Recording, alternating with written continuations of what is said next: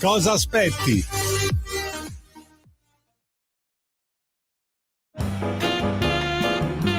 Va ora in onda Cultura e Arte con il professore Andrea Rognoni. Buongiorno Andrea, a te la linea. Grazie Sveva, oggi abbiamo come ospite Roberto Priora, però nella seconda parte parleremo nuovamente di Pierpaolo Pasolini. Per la verità, chi non ci avesse ascoltato lunedì abbiamo fatto partire una serie di 4 puntate dedicate a questo incredibile personaggio che è stato Pierpaolo Pasolini, al di là della destra e della sinistra, oramai acclarato da tutti come uno dei massimi vertici dell'intelligenza padana e italiana del Novecento. 50 anni fa moriva in maniera orrenda, barbara, a Lido di Ostia per mano di un ragazzo, presumibilmente le cose non sono state accertate fino in fondo, di uno di quei ragazzi che frequentava e al tempo stesso che era diventato suo nemico, forse complice, poi ci ritorneremo su questo aspetto, il fatto che lui sapesse, per Paolo Pasolini, troppe cose. Ma al di là del fatto in sé, naturalmente noi ricorderemo nella seconda parte altri elementi importanti, forti dell'uscita di nuovi libri che autorizzano a dare un quadro più sollecito e preciso proprio della sua opera e della sua personalità. Adesso Roberto Priora dovrebbe essere già con noi. Pronto Roberto? Ciao Andrea e buongiorno a tutti gli ascoltatori. Roberto Priora è uno studioso cinquantenne o poco più che nella sua vita ha dato tantissimo allo studio, all'approfondimento, sulla scorta appunto di una specifica conoscenza del mondo metapolitico, politologico, storico-politico, storico-culturale in chiave ideologica, ideografica, componendo un puzzle straordinario di riflessioni, di approfondimenti che naturalmente gli permettono di affrontare diversi argomenti e in modo particolare il mondo identitario, che è un mondo anche abbastanza vasto e complesso, al quale noi siamo legati, non solo questa radio, ma tantissimi altri movimenti o scelte politiche afferenti soprattutto al mondo della destra culturale. Bene, oggi affrontiamo proprio in maniera più specifica il mondo identitario e vogliamo un po' da te, caro Roberto, sapere qualcosa di più su quelle che sono le scelte tipiche di una sorta di, noi la chiamiamo così, militanza identitaria. La militanza non ha bisogno di andare in giro ad appiccicare le locandine, la militanza è fatta soprattutto di pensiero, perché senza il pensiero l'azione non riesce a esprimersi. Allora, quali possono essere le caratteristiche fondamentali, le scelte opzionali a livello di pensiero e di approfondimento per chi vuole seguire questo solco, questo magnifico solco? Noi abbiamo un aratro e questo aratro è fatto di che cosa? Ce lo spieghi tu stavolta, Roberto? Va bene, allora grazie ancora di avermi invitato. Direi che per rispondere alla tua domanda dobbiamo parlare del concetto di sfide. Quali sono le sfide principali che sono emerse negli ultimi anni? E questo tipo di discorso lo vorrei fare, diciamo, nel solco del lavoro metapolitico della tua bellissima rivista Idee per Europa dei Popoli, uscita tra il 2007 e il 2019. Lo scopo del mio intervento è quello appunto di contribuire al dibattito politico e culturale odierno, cercando di fissare delle coordinate di base dal punto di vista sia delle scienze politiche, sia della riflessione filosofica e metapolitica nella prospettiva etnofederalista e comunitarista. In un contesto caratterizzato dalle post-verità è più che mai necessario.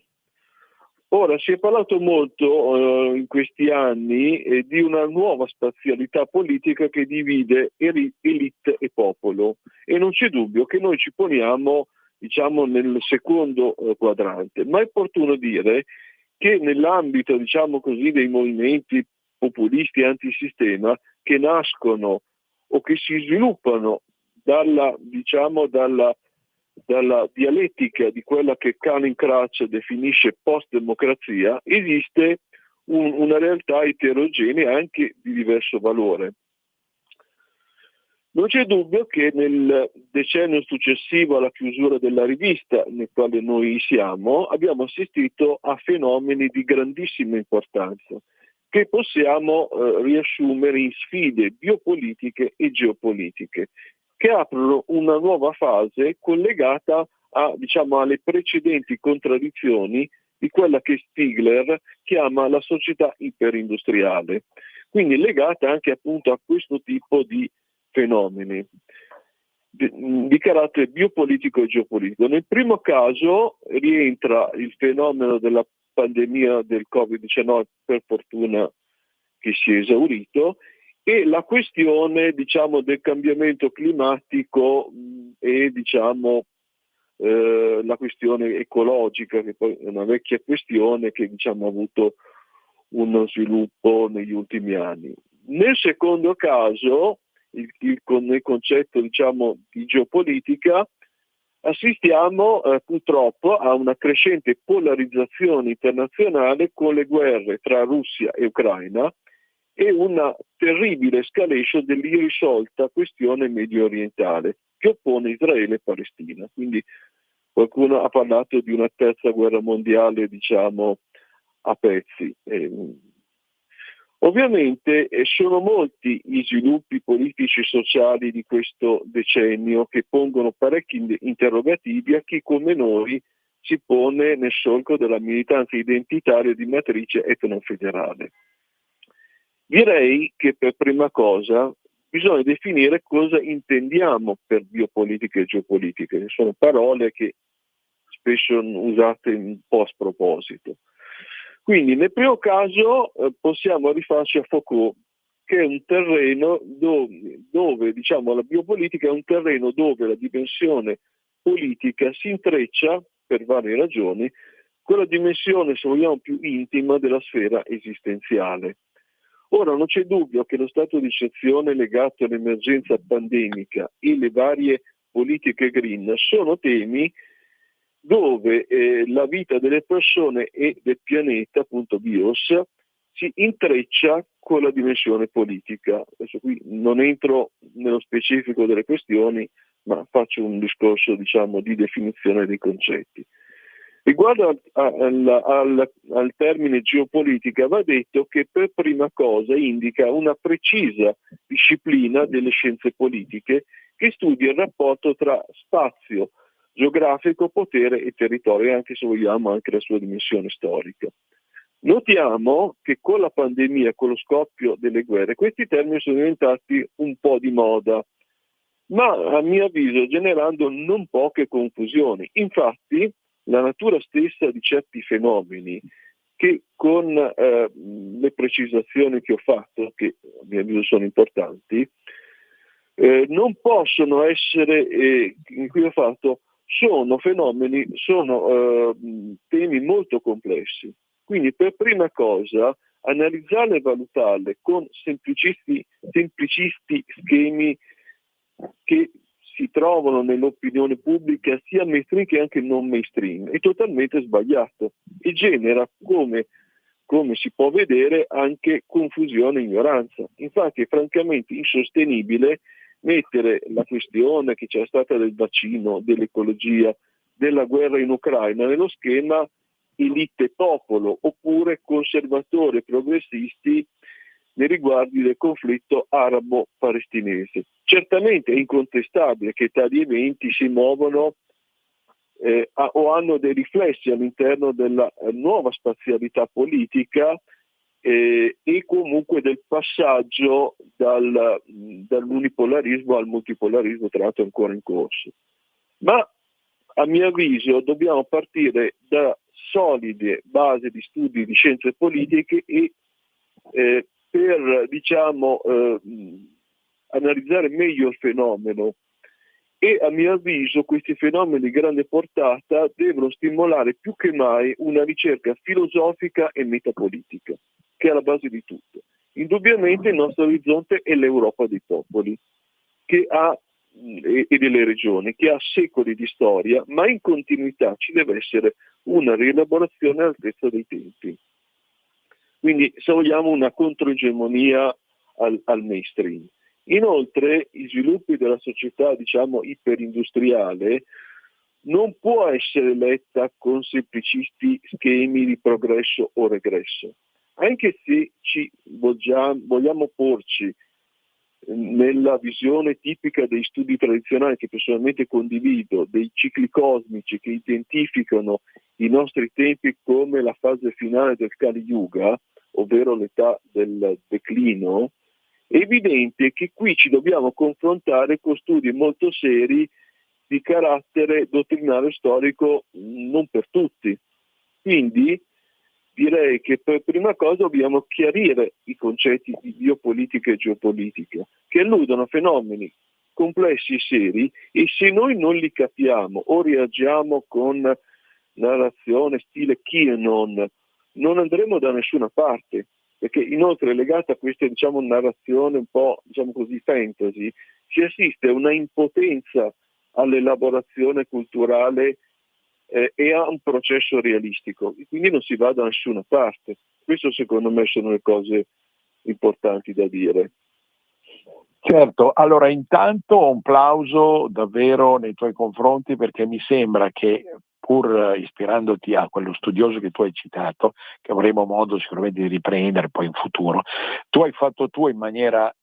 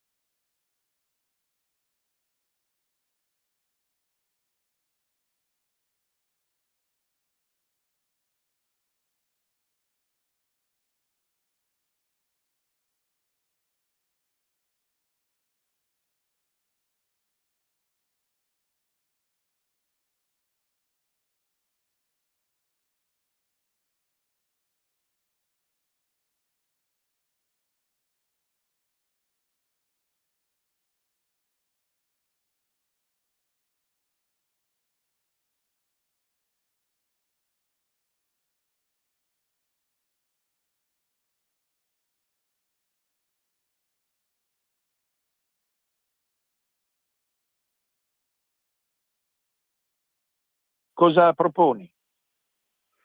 Dunque, ovviamente la chiave non può che essere identitaria. Ecco, per identità mi rifaccio alla definizione che ha dato Alain de Benoist in Sfide della postmodernità, identità, comunità e la scomparsa dell'identità, ma aggiungo anche etnosociologia di Dugin e nostalgia degli dei di Marcello Veneziani. Più specificatamente è di grande attualità un vecchio libro del politologo Alexandre Delval, Islamismo USA, un'alleanza contro l'Europa. Possiamo dire che due sono i principali nemici dell'Europa: il nichilismo dell'ultimo uomo in senso nicciano della società iperindustriale e il fondamentalismo islamico. Si tratta di due fenomeni opposti ma segretamente complementari, in quanto espressioni del nichilismo che si manifestano o nell'individualismo materialistico o in forme parodistiche di religiosità che dietro a un rigore magari letterale si nascondono delle anime che hanno perso il contatto col sacro e scambiano la legge divina con l'odio. Quindi una visione, potremmo dire, capovolta. Troppo spesso i fenomeni vengono contrapposti, perché hanno comunque delle manifestazioni contrapposte, ma hanno in comune l'origine del nichilismo. In questo scenario, ben descritto da Faye, un testo che è un classico, Il sistema per uccidere i popoli del 1981, si generano questi mostri che Alexandre Delval ha spiegato in vari libri. Da un lato quindi il Macworld mondialista, qui utilizzo il suo termine, che genera anche sgangherati movimenti antisistema, figli dello scontento, che diciamo in forme a volte puramente protestatarie finiscono per trovarsi sullo stesso terreno del fondamentalismo islamico e un generico odio per l'Occidente. Quindi non una difesa identitaria e tradizionalista, ma una contestazione, una sorta di, se vogliamo, 68 magari alla rovescia con i suoi eccessi e utopie. Certamente, e questo bisogna ammetterlo, una miopia della classe dirigente alimenta lo scontento, che non trovando più risposte genera queste lunatic fringe e questi fondamentalismi. Ovviamente noi non discutiamo del ruolo di una religione come l'Islam, noi abbiamo sempre rispetto per tutte le forme religiose o di alternativa al liberal globalismo, che è quello che stiamo facendo. Dobbiamo però constatare che ad esempio nel variegato movimento pro-palla, per fare un esempio, non vi è solo chi è per i diritti dei popoli contro il genocidio, cosa che qualsiasi persona di buon senso non può che condividere, ma una piazza dell'odio, del disordine sociale, in nome di utopie adolescenziali con coloriture inquietanti. Basti pensare alle parole di Francesca Albanese che dice i terroristi vanno capiti, nel senso non solo, cioè, che vengono capiti nel senso che di capire il fenomeno, ma diciamo così quasi scusati. Ma temo però, qui per quello che io metto l'accento sull'aspetto identitario, che gli interessi dei popoli italiani, che molti vedono come sinonimo di Occidente corrotto e imperialista, a nessuno gli interessi. Questo quindi non c'è dubbio che noi non ci esimiamo a confrontarci con i problemi del mondo in cui viviamo e aggiungo in cui siamo nati e cresciuti, ma che però abbiamo noi il dovere di difendere in questo scontro, diciamo, di inciviltà tra laicisti e fondamentalisti. Quindi noi rifiutiamo ambedue e vogliamo far sentire la nostra voce di Europa dei popoli, che purtroppo è stretta tra due tenaglie. Quindi dobbiamo partire dalla lezione di Marcello Veneziani di nostalgia con gli dei, aggiungendo che la tradizione è quella con la T maiuscola di cui parlava René Guénon, e non c'è patria legata alla matria, che è un tema di cui avevamo anche parlato in precedenza. Forse questo può apparire banale o retorico, ma se si guarda a fondo non è così difficile vedere l'assenza di questi presupposti. Inoltre ci sarebbe bisogno di riprendere uno studio serio e propositivo dal punto di vista delle scienze politiche e dell'elaborazione metapolitica su quello che Alain de Benoist ha definito il momento populista, individuando le potenzialità e le eventuali criticità e guardando anche i sviluppi anche interessanti, per questa è una valutazione personale, cioè, come l'esempio del movimento del mondo al contrario di Roberto Vannacci, che poi qui sarebbe un discorso a parte. Concludo ribadendo con forza l'importanza di un lavoro filosofico e metapolitico, che non è una cosa astratta, ma è alla base per poi un'azione, quindi sostenibile anche dal punto di vista delle scienze politiche, quindi abbia una base reale. Solo con presupposti saldi si può costruire alternative, ma questo presuppone anche una forza interiore non comune che nonostante tutto, magari solo a livello personale, si può e si deve trovare la forza di stare in piedi tra le rovine, e sotto questo aspetto non possiamo non dirci evoliani. Grazie, sei stato davvero esauriente e ti ringraziamo ancora una volta, una stupenda lezione di approfondimento reale delle idee che dobbiamo far fiorire fino in fondo. Grazie ancora Roberto, adesso arriva il break e dopo ci risentiamo. Va bene, grazie. Ciao, un abbraccio. A tutti, arrivederci. Stai ascoltando Radio Libertà, la tua voce libera, senza filtri né censure, la tua radio.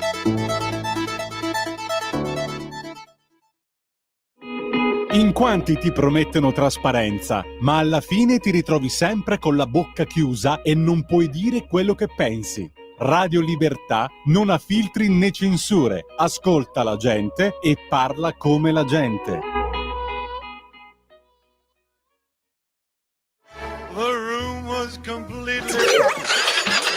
Stanco di perderti i tuoi programmi radiofonici preferiti? Vorresti la tua musica, le tue voci amate sempre con te, ovunque tu vada? Radio Libertà, l'applicazione che trasforma il tuo smartphone e tablet nella tua radio personale. Scaricala ora, è gratis per i dispositivi Android e iOS. Avrai tutta la programmazione quotidiana di Radio Libertà a portata di mano. Scopri di più su radiolibertà.net. Semplicemente la tua radio. Porta con te ovunque Radio Libertà. Scarica la app per smartphone o tablet dal tuo store o dal sito radiolibertà.net. Cosa aspetti? Di nuovo a te la linea, Andrea. Grazie Sveva, e adesso appunto tra un po' parliamo di Pasolini, ma voglio commentare ancora brevissimamente quanto avete sentito dalle labbra dello studioso Priora. Mi è sembrata anche una risposta alle provocazioni di Alessandro Baricco. Alessandro Baricco 2 settimane fa ha scritto sulla Repubblica un articolo estremamente interessante, dotato di quelle pieghe sottili della mente barichiana, che comunque stimiamo al di là di tutto come feconda e libera, però purtroppo non siamo d'accordo, perché Baricco sostiene, il grande scrittore, no, che penso tutti conosciate, ha venduto davvero tantissime copie dei suoi romanzi, possono piacere o meno, ma mi sembra anche un saggista autorevole sulla base di una cultura notevole. Però lui ha scritto che questi giovani che sono scesi in piazza per Gaza in questo ottobre infuocato, in realtà rappresentavano la nouvelle vague di una generazione che sembrava perduta, tutta intenta solo sui social, oppure diciamo ispirata a una sorta di menefreghismo rispetto alla dimensione politica. Ecco, secondo lui in realtà si sarebbero risvegliati diciamo in chiave pro-PAL, perché avrebbero capito, secondo Baricco, quelle che sono le vere istanze del nuovo millennio, diverse da quelle del Novecento, che insomma dovrebbe ispirarsi a una rivalsa del mondo dei deboli rispetto a quello dei forti, in una chiave che non può non attraversare anche la questione identitaria, ma di un'identità che certamente lui interpreta in maniera molto diversa da quella di Priora e mia, e che comunque coinvolgerebbe una dimensione di una politica anche astiosa nei confronti dei governi delle destre, del governo mondiale delle destre, che sarebbe ritenuto responsabile dai giovani di tutti i mali presenti. Non siamo d'accordo assolutamente con Baricco, non siamo d'accordo con questo tipo di impostazione della realtà, soprattutto per il fatto che moltissimi giovani che hanno anche partecipato a queste manifestazioni, lasciamo perdere la dimensione della violenza, in questo momento interessa meno, anche se è gravissima. Ecco, insomma, questi giovani in realtà si sarebbero purtroppo ancora una volta accodati per moda a un certo modo di pensare che essi stessi non capiscono fino in fondo. Questa è la mia risposta a Baricco, al di là di questi facili entusiasmi che portano lo scrittore, ecco, pur arguto e sottile, ma lo portano ad una forma di ebbrezza di tipo bacchico, no? Avete in mente Bacco e le baccanti, le antiche greche che si ubriacavano facilmente per provare delle sensazioni straordinarie. Purtroppo non è così, è una grande illusione che evidentemente i social o altri mondi attuali hanno irrobustito in maniera artificiosa. Quindi, mentre in realtà noi sappiamo benissimo che esiste una gioventù silenziosa che la pensa molto diversamente da quelli che sono scesi in strada, e mi fermo qui. Pierpaolo Pasolini, quindi riprendiamo il discorso su Pierpaolo Pasolini, abbiamo detto morto in una tragica e ferrata notte del 2 novembre 1975, 50 anni fa, in un'area diciamo molto brulla in prossimità del mare di Ostia. Ecco, una notizia, ripeto, una notizia che arrivò come una lama tagliente in un mondo allora che era stato molto, molto colpito dalle parole, soprattutto scritte sul Corriere della Sera, dello stesso Pasolini. Pasolini aveva mandato i suoi strali contro una società che vedeva profilarsi di ispirazione mondialista, che avrebbe ucciso le tradizioni, avrebbe ucciso al tempo stesso il vero marxismo e il vero cristianesimo, e quindi in nome di una visione così che non sarebbe stata più in grado di cogliere l'essenza stessa dell'umanità. Tra le ultime parole che Pasolini in quell'ottobre esalò, è vero, e oltre al ricordo anche della figura del Cristo che lui tanto amava, profetizzando ancora una volta che nel giro di pochi anni sarebbe completamente scomparsa dalla scena religiosa stessa, come poi effettivamente è avvenuto, ma oltre a questo, ecco, e oltre al fatto di aver difeso strenuamente i dialetti come essenza stessa della comunicazione umana, altro elemento su quale la nostra radio è già tornata altre volte, ecco, volle forse diciamo esprimersi su altri argomenti che lo portarono a cioè, sicuramente un materiale di estremo interesse, naturalmente, che ci fa capire anche la lungimiranza del suo spettro mentale, ma insomma in qualche modo probabilmente anche attraverso un romanzo come Petrolio, che uscirà peraltro postumo, profetizzava alcuni fatti che sarebbero avvenuti, compreso la strage di Bologna, che avvenne in realtà nel 1980, quindi 5 anni dopo la sua morte. Ora abbiamo visto e abbiamo già detto che diciamo così, questa morte è misteriosa e oscura, e il mandante di quel ragazzo che lo bastonò e lo assassinò era, al di là degli aspetti più superficiali legati così all'omosessualità stessa del Pasolini e ad altri fattacci contingenti del rapporto mercenario, era in realtà qualcosa che il mandante era qualcosa che aveva qualcosa che aveva a che fare con la questione politica.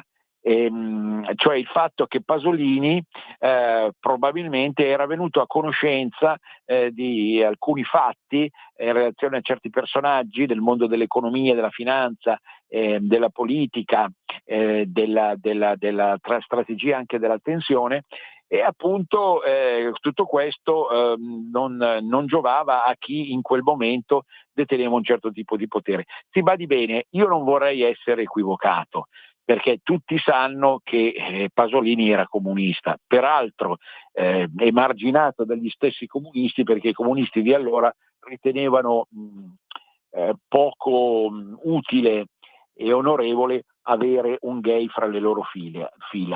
Ma e poi probabilmente la stessa esuberanza del pensiero pasoliniano nuoceva ai loro principi.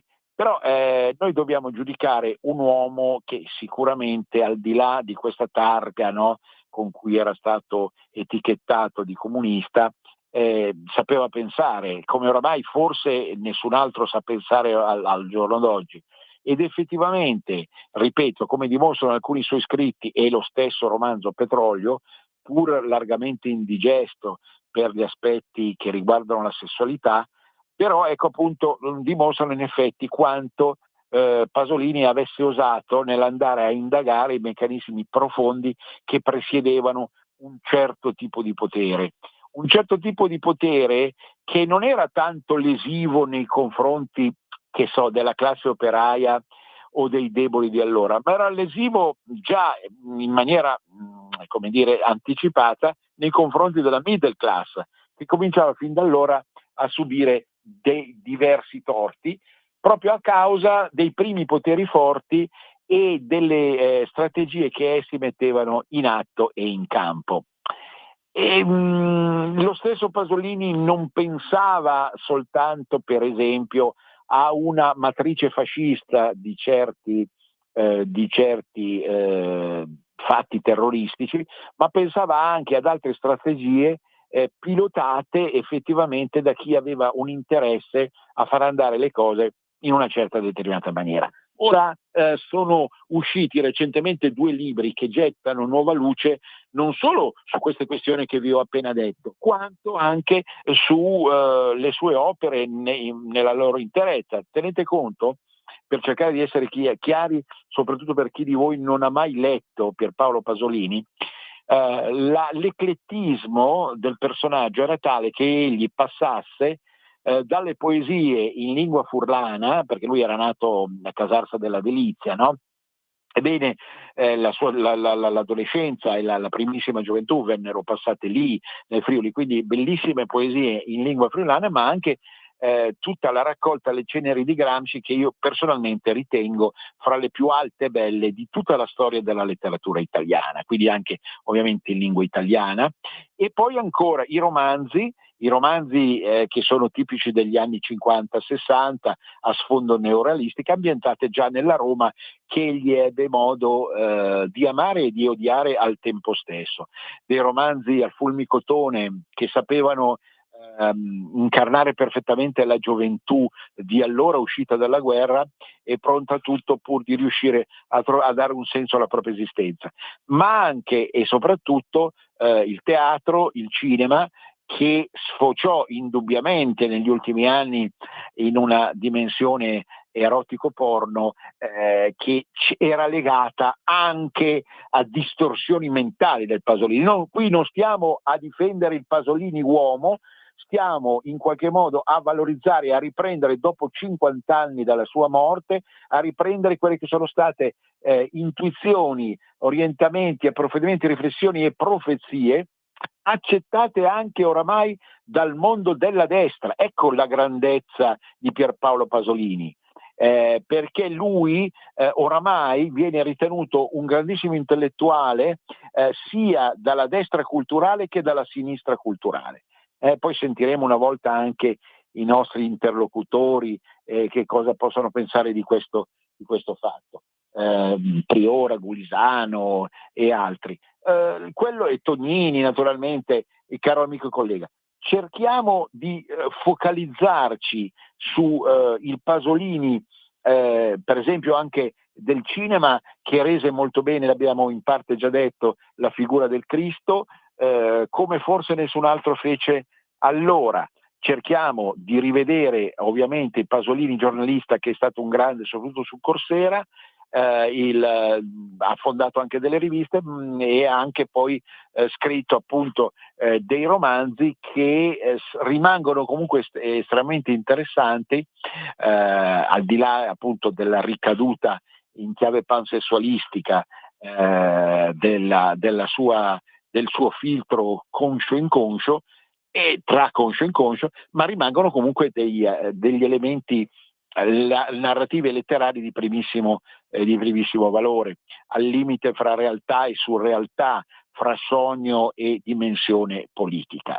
Quindi i libri che adesso io vi propongo sono invece su Pasolini, per le edizioni Falsopiano, Pasolini sconosciuto, a cura di Fabio Francione, uscito già da qualche anno, e ci racconta tutti gli aneddoti, le storie, diciamo i retroscena di una vita vissuta da corsaro, come egli si amava definire, no? Sarebbe una specie di pirata, come c'è stato il pirata nel ciclismo, lui è stato il pirata della letteratura, e ha fatto e ha strafatto anche, non solo in senso positivo, attraverso delle conoscenze, delle amicizie, come Moravia, come Enzo Siciliano, che è stato comunque un grande intellettuale anche lui, e tanti altri con i quali lui ha collaborato, ha anche litigato con altri, ma tutti questi retroscena, addirittura il rapporto con Totò, con l'ultimo Totò, il rapporto con altri cineasti e registi, le questioni politiche strette, lui stesso, un po' partendo da Cesare Pavese, aveva intuito il male intimo di un certo tipo di comunismo, che non riusciva a cogliere il senso ultimo di tutta la tradizione, volendo innovare a tutti i costi. E quindi Pasolini sconosciuto è veramente un libro da non perdere e da andare a rifrescare eventualmente anche in biblioteca. L'altro libro che io vi voglio consigliare invece, delle edizioni Solferino, è scritto da Carla Benedetti e Alessandro Fiorillo, ed è Pasolini, un pensiero incarnato. Ecco, è un libro appena uscito davvero da poco tempo, che va a indagare qual è il vero pensiero di Pasolini, perché un grande maître à penser, maestro di pensiero in lingua italiana, no? Deve davvero andare al di là della destra e della sinistra, non deve rimanere intrappolato in queste categorie, non deve in qualche modo venire ridotto a schiavo e a come dire, mallevadore di un certo tipo di imprinting politico. E oggi, ripeto, il concetto oggi veramente sono pochissimi, ci casca nella trappola perfino un grande come Baricco, l'abbiamo visto poco fa. Sono veramente pochissimi quelli che possono permettersi, come Pasolini, di andare insomma in qualche modo al di là, usando una frase nicciana, al di là del bene e del male. Ecco, in questo pensiero incarnato i due autori ci fanno capire che cosa lui effettivamente avesse in mente e che cosa i suoi stessi impulsi confusi, torbidi, no? Soprattutto a livello di senso e di rapporto di genere, in qualche modo servissero soltanto da copertura, da lenzuolo e da nascondiglio per qualcosa invece di più moralmente alto e profondo, che noi avvertiamo proprio rileggendo anche lo stesso Petrolio. Ripeto, una lettura che non consiglio a tutti, perché dovreste sopportare pagine davvero indigeste che è meglio lasciar perdere, però come tutte le cose che possono risultare fastidiose, in realtà ci danno anche poi alla fine dei vantaggi per comprendere il mondo che è davvero straordinario. Per cui tutta la questione dell'amore, per esempio, per Pasolini, tante volte si è detto il rapporto con la madre era un rapporto indubbiamente torbido. Ecco, lui amava eccessivamente la madre, era intrappolato in una sorta di complesso di Edipo. È molto probabile questo fatto. È molto probabile il fatto che egli non riuscisse ad amare delle donne, quindi amava soltanto per omofilia delle persone, tra l'altro molto giovani, perché di tipo maschile, di carattere e di genere, ma di carattere, io uso questo carattere in senso freudiano, appunto, che lui aveva scelto e prescelto come migliore di quello femminile, perché vedeva nella madre una donna straordinaria, troppo bella, troppo buona, troppo brava, eccetera, eccetera, eccetera. Ma guardate che le persone grandi non sono le persone che appaiono nella loro semplicità i più buoni, i più onesti, i più leali, i più moralmente elevati. Non è così. Il grande intellettuale, il grande autore, il grande scrittore, il grande poeta, il grande artista, la mettiamo al femminile, la grande artista, la grande scrittrice, la grande intellettuale, è piena di problemi, sono individui pieni di problemi, angosciati, che fanno fatica a vivere, che fanno fatica a respirare, che rischiano da un momento all'altro di essere travolti dal loro stesso mondo, perché soltanto nella sofferenza, nel dolore, noi diventiamo grandi. Quindi rivedere sotto questo punto di vista, leggendo appunto, ripeto, un pensiero incarnato perché lui doveva misurare nella carne fino in fondo quello che era l'intuizione della stessa divinità, un processo alchemico quasi a cui sottoponeva la sua mente, con delle ricadute terribili, no? Indubbiamente come dire, schizoidi voraci in termini parossistici. Appunto, leggendo Petrolio vi renderete conto, se lo fate, se osate fare tutto questo, no? Leggendo un romanzo come Petrolio, ecco, peraltro uscito postumo, ripeto, è scritto negli anni 70, appena prima di morire, vi rendete conto che lui credeva a questo istinto della pansessualità perché non riusciva ad esprimere l'altezza delle sue idee se non attraverso il contrapposto, il contrappeso, no? In senso junghiano, la compensazione di questo genere, che potremmo dire sesso come metafisica, no? Sesso uguale metafisica.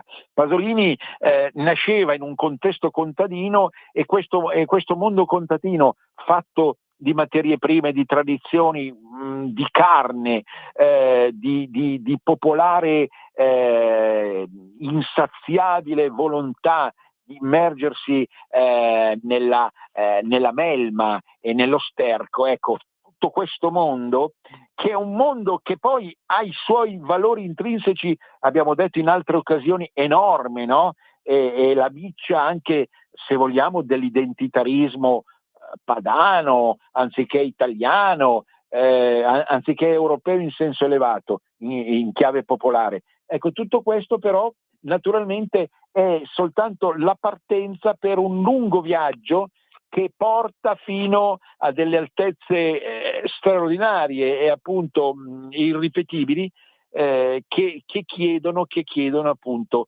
tanta sofferenza, che chiedono tanto disagio, tanta angoscia. È possibile dire che lui paradossalmente cercò la morte non in maniera diretta, ma in maniera indiretta, facendosi uccidere in un certo senso, perché era vero che Pierpaolo provava schifo verso se stesso. Provava schifo verso se stesso perché quello che era uscito dalla sua mente quello che usciva continuamente dalla sua mente, ancora ricordo gli ultimi scritti per il Corriere della Sera, di assoluto tenore profetico, di veggenza biblica, ecco, erano intrappolati in una dimensione carnale, corposa, no? Il pensiero incarnato, quasi di fetenza stercorea, che lui non poteva sopportare più, non poteva sopportare più.